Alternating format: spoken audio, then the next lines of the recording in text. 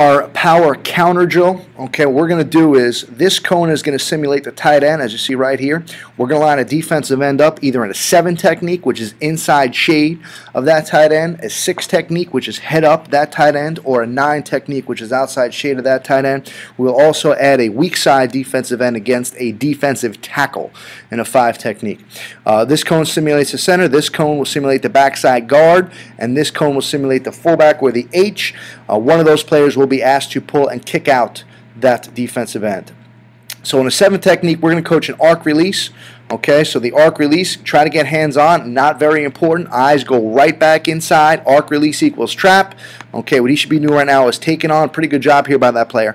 Okay, taking on the trap by trapping the trapper, or we call spilling, by taking on that outside shoulder. Okay, and the coaching point on this, coaches, once you get the outside shoulder to the breastplate of that puller, you want to keep live feet. Okay, because what happens is if you don't keep live feet and the blocker does, you're going to lose ground. Here we're coaching it off a 5 technique, which is a rush defensive end, any weak side power or counter play. Here comes a power, pretty good squeeze. Again, we want to get hands on that player so we can not get to linebacker level. Here comes the fullback. Okay, again, good job keeping those feet moving, keeping live feet, attacking the fullback. Now we have it from a 9 technique.